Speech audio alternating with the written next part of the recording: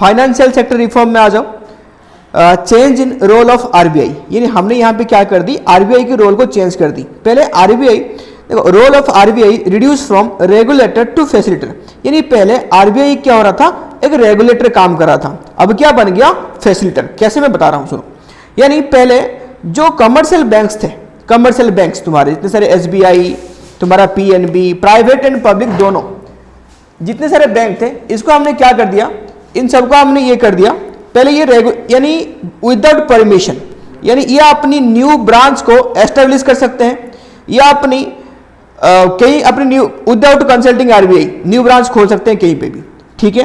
तो पहले क्या करता था, यानी सब परमिशन लेना पड़ता था किससे, आरबीआई से, किसको, कमर्शियल बैंक को, याद रखना इसको। तो अभी आरबीआई क्या बन गया, पहले रेगुलेटर था, अब क्या बन गया, फैसिलिटेटर। फिर आ जाओ ओरिजिन ऑफ प्राइवेट बैंक, यानी प्राइवेट बैंक की यहां पे ओरिजिन होना शुरू हो गई।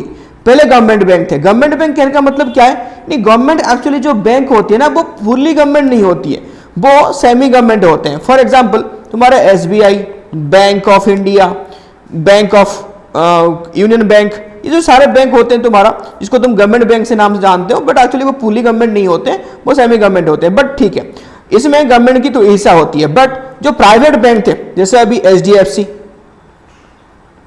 आईसीआईसीआई, इंडसइंड, एक्सिस, ये जो सारे बैंक हैं, ये कहां से शुरू हुए, ये शुरू हुए 1991 से, प्राइवेट बैंक को यहां पे एमर्जिंग हुआ। Next, increase in limit of foreign investment, FDI की लिमिट को बढ़ा दिया गया, ये गलत है, ये कुछ नहीं है, एफडीआई की लिमिट को बढ़ा दिया गया। कितना कर दिया गया, सुनो, एफडीआई और एफआई, ये क्या है, एफआईआई लिख लो इसको, foreign institutional investment, foreign institutional क्या लिखा, इन्वेस्टमेंट, ये एफआई। एफडीआई क्या है, foreign direct investment, foreign direct क्या लिखा, इन्वेस्टमेंट। ये दो यहां पे हो गए।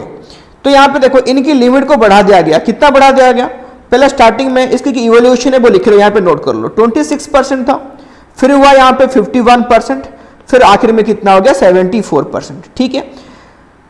नेक्स्ट क्या करा, इंक्रीज इन हो गया ये, एज इन एक्सपेंशन प्रोसेस, वही मैं भी बोल रहा था, government allow commercial bank to open new branches without approval of RBI, यानी आरबीआई की बिना अप्रूवल के जो कमर्शियल बैंक है अपनी कहीं भी नया ब्रांच खोल सकते थे, ठीक है। चलो नेक्स्ट टाइम चलते हैं।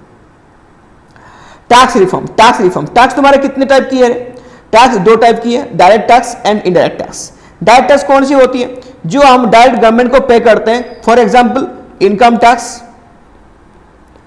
जो कंपनी अपनी प्रॉफिट पे देते हैं, कॉर्पोरेट टैक्स जिसको हम सी टैक्स के नाम से जानते हैं, corporate tax, death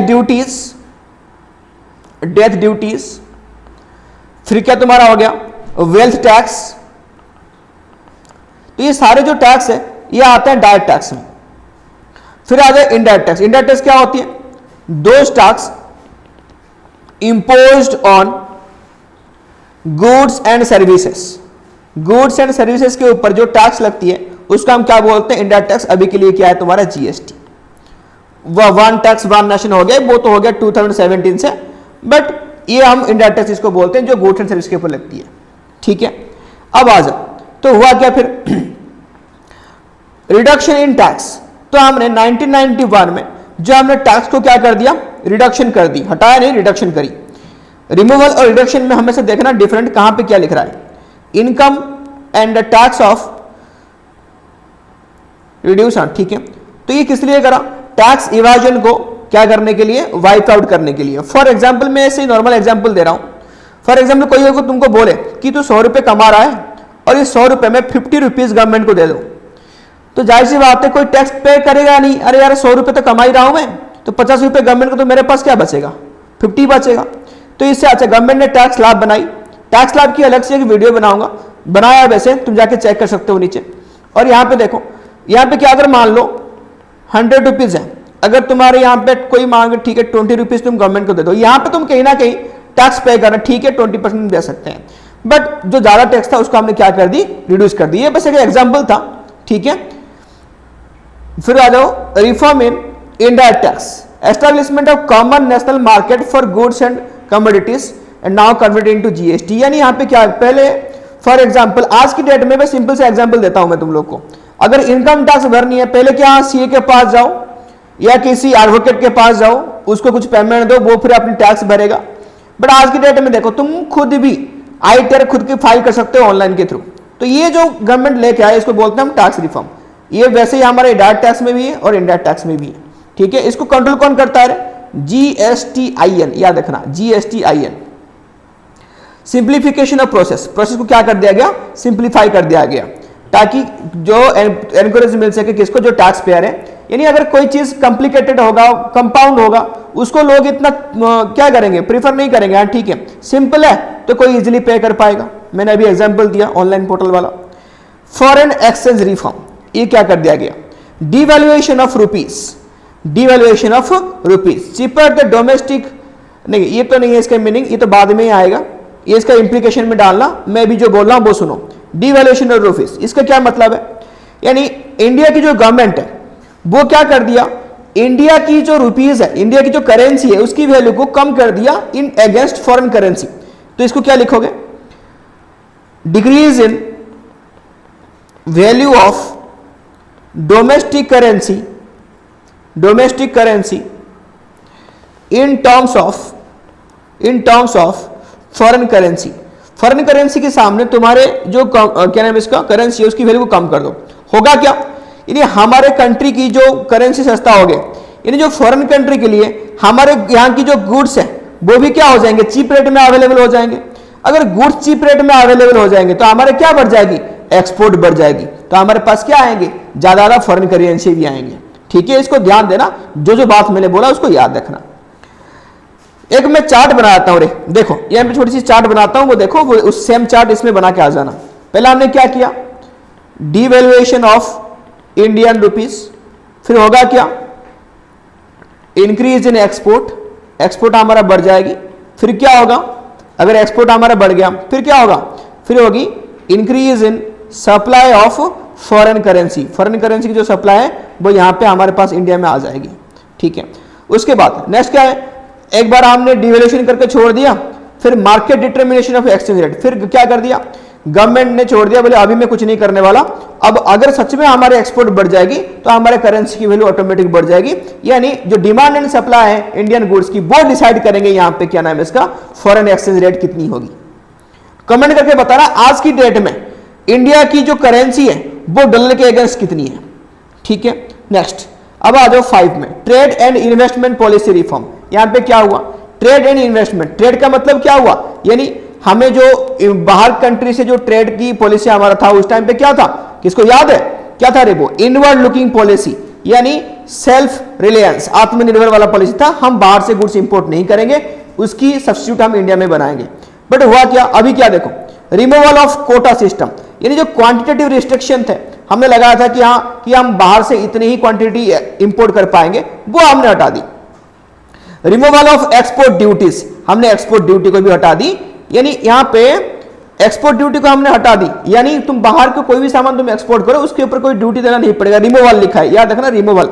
next import, reduction in import duty, जो नॉर्मल गुड्स की जो इंपोर्ट ड्यूटी था जिसके ऊपर हम 250% तक टैक्स लगाते थे पहले, अब उसको कितना कर दिया गया, 250 to 10%। देखो इंपोर्ट ड्यूटी रिडक्शन है और एक्सपोर्ट ड्यूटी रिमूवल है, यानी एक्सपोर्ट को बिल्कुल हटा दिया गया और इंपोर्ट को कम कर दी गई, इसको ध्यान रखना। ठीक है, रिलैक्सेशन इन इंपोर्ट लाइसेंसिंग सिस्टम, यानी इंपोर्ट लाइसेंसिंग सिस्टम को हमने क्या कर दी, रिलैक्स कर दी। यानी पहले एक चीज यहां पे ध्यान रखो, पहले जो परमिशन विंडो था वो 4 था, उसको कन्वर्ट कर दिया गया 1 में, यानी इतना कि सारे चीज को तुम क्या नाम है इसका इंपोर्ट करने के लिए तुमको लाइसेंस नहीं चाहिए।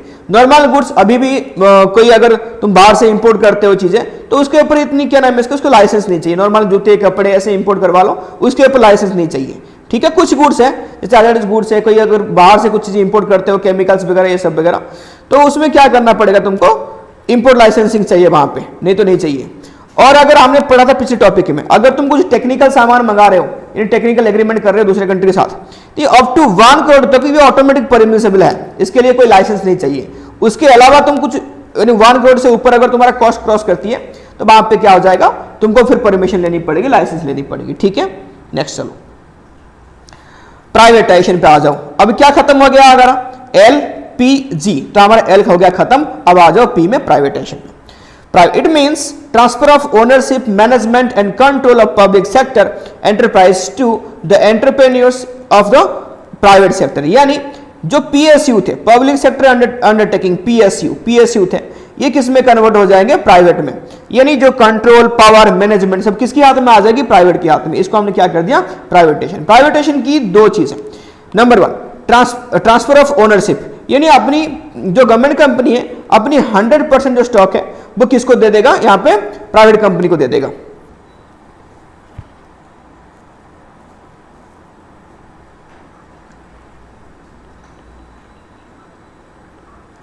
आगे देखो, डिसइन्वेस्टमेंट क्या है? यानी अपनी पूरा परसेंट तो नहीं दिया, यानी कुछ 51% शेयर ट्रांसफर टू पब्लिक, यानी अपना ट्रांसफर तो नहीं, ये तो खुद के पास ही रहेगा, ये खुद के पास ही रहेगा। ये ट्रांसफर यहां पे गलत लिख रखा है इसने, तो छोड़ो, ये थोड़ा सा टाइपिंग में मिस्टेक हो रखी है। तो डिसइन्वेस्ट का क्या मतलब है? यानी जो 51% वो गवर्नमेंट के पास तो रहेगा, बट 49% जो शेयर है ये एटलीस्ट की बात कर रहा हूं, यानी ऐसे होगा ही होगा ऐसा नहीं है, मैं मिनिमम की मैक्सिमम की बात कर रहा हूं। ये अपने पास कितना रखेगा? 51%, एंड बाकी जो 49% वो किसको दे सकता है? प्राइवेट कंपनी को दे सकता है। इस परसेंटेज को नहीं बोलना, याद रखना। उसके बाद मोटिव, तो यहां पे प्राइवेटाइजेशन में दो चीजें हो गया, क्या क्या हो गया? ट्रांसफर ऑफ ओनरशिप, यानी फुल्ली ओनरशिप को ट्रांसफर करा गया, और यहां पे क्या हो गया? डिसइन्वेस्टमेंट, मतलब कुछ पार्ट ऑफ शेयर्स किसके नाम पे कर दी गई? प्राइवेट कंपनी के नाम से कर दी गई।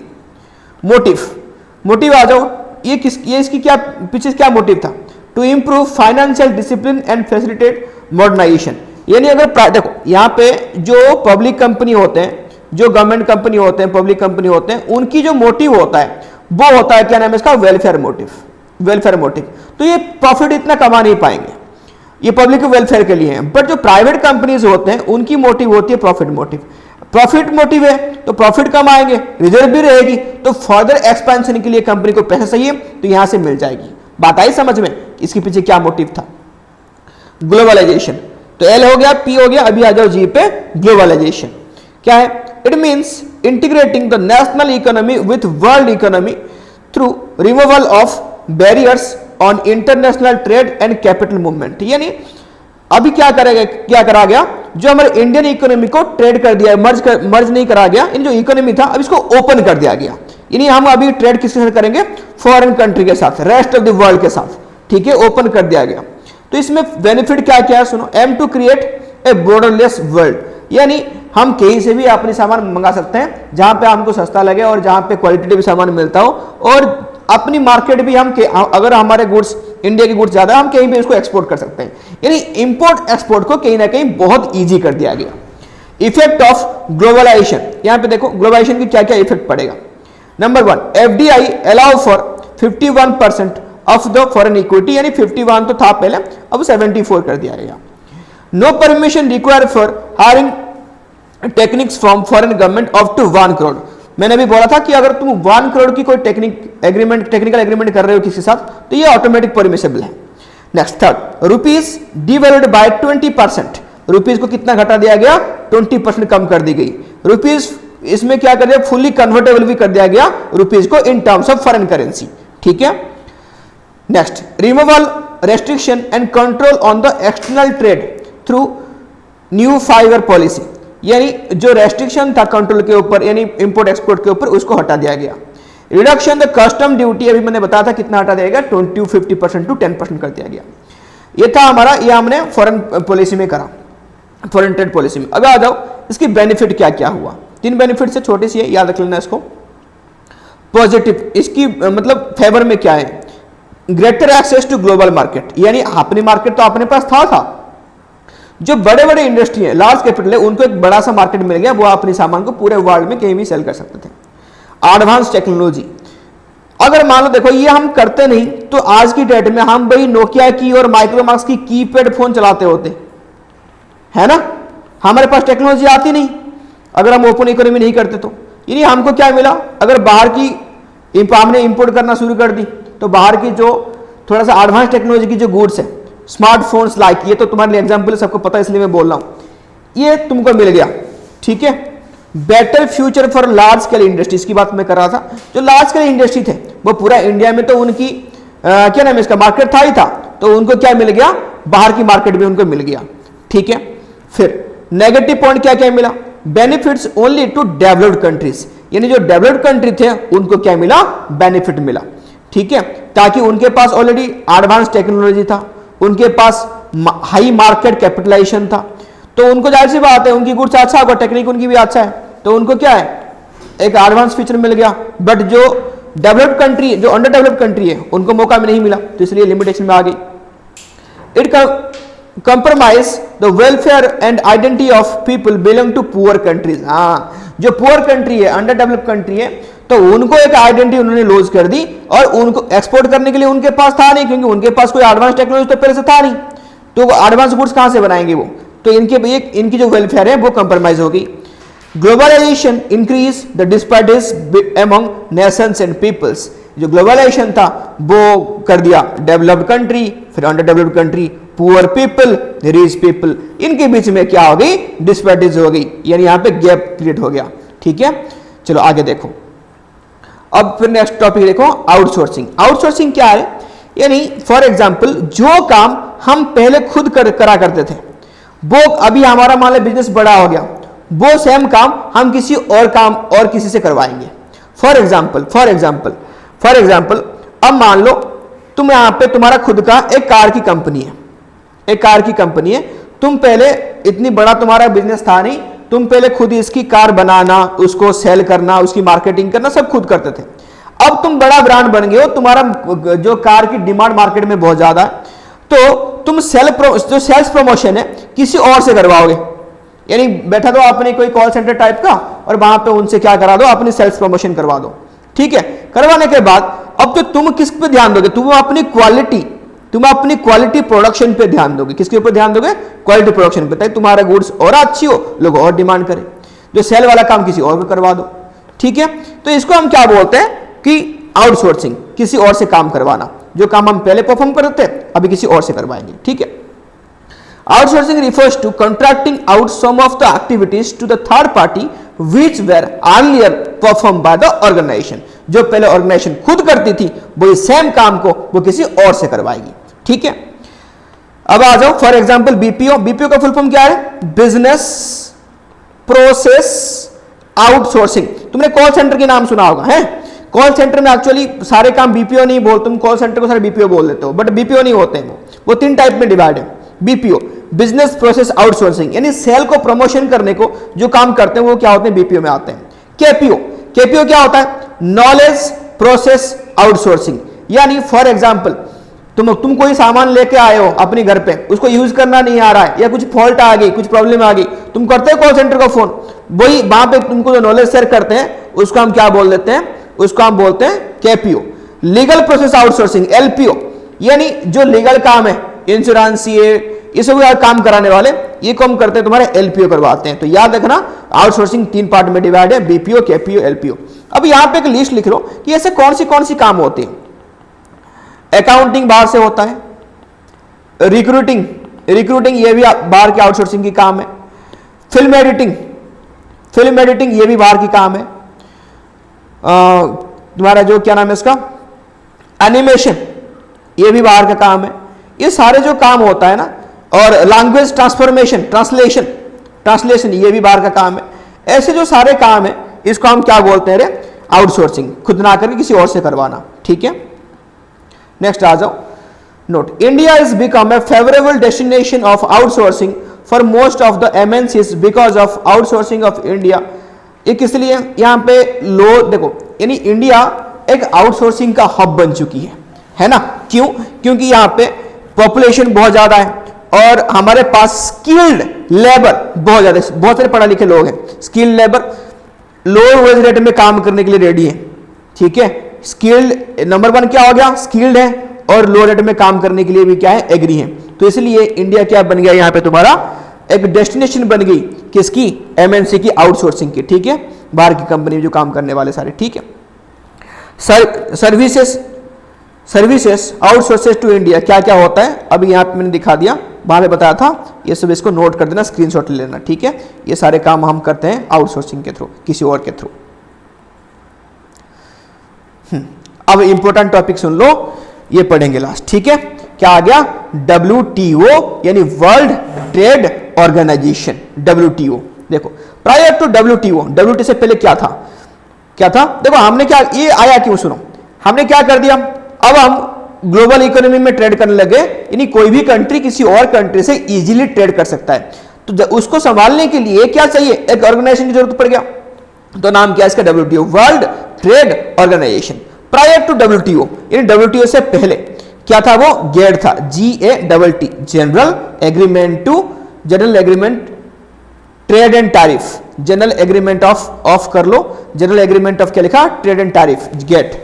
ये एस्टेब्लिश कब हुआ था? 1948 ये एस्टेब्लिश हुआ था। इसकी जो फाउंडिंग मेंबर थे वो कितने थे? 23। सवाल ये है, इंडिया इसकी मेंबर है क्या? बिल्कुल, इंडिया इसकी मेंबर है। इंडिया जो पहला 23 जो फाउंडिंग मेंबर है उसी में से इंडिया भी एक है, ठीक है। इंडिया इसकी फाउंडिंग मेंबर है। नाउ WTO अभी कन्वर्ट कब हुआ? ये WTO में पहले गेट था, ये हुआ 1995 में WTO में कन्वर्ट हो गया। पहले गेट था, अब क्या हो गया? WTO में, ठीक है। याद रखना, अभी कितनी मेंबर है इसकी? अभी है 164 मेंबर्स हैं इसकी, ठीक है। फंक्शंस ऑफ WTO देखो, facilitating international through removal of tariff and non tariff barriers, सारे ऑर्डर्स को ये क्लियर करेगा। It provide rule based trading system, ये रूल एंड रेगुलेशन गाइडलाइन बनाएगा। It enlarge the production and trade services, ये production service को और power up करेगा और बूस्ट अप करेगा।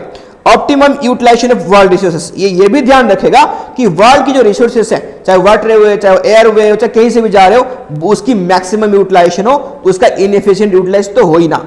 उसके बाद प्रोटेक्ट एनवायरमेंट को ये क्या करेगा? प्रोटेक्शन करेगा। ये ध्यान देगा कि बिटवीन द ट्रेड कोई प्रॉब्लम तो नहीं हो रही है, तो इसको ये भी ध्यान देगा, ठीक है।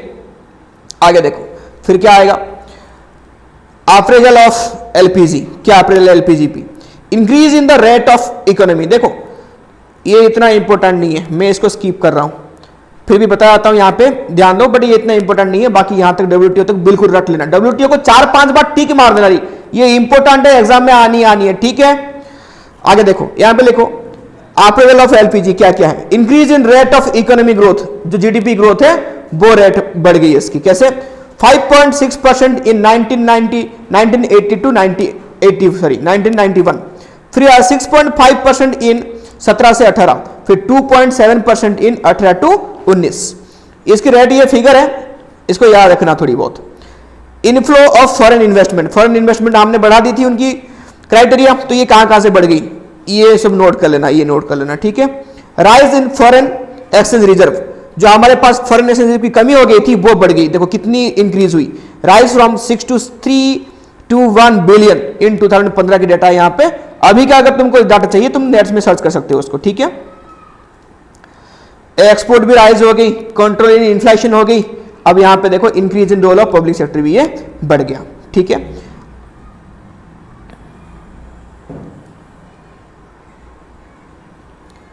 ये रत्ना वाली टॉपिक एक और टॉपिक होगा और वीडियो में बना के दिखाऊंगा, अब के लिए इतना, ठीक है रे, चलो।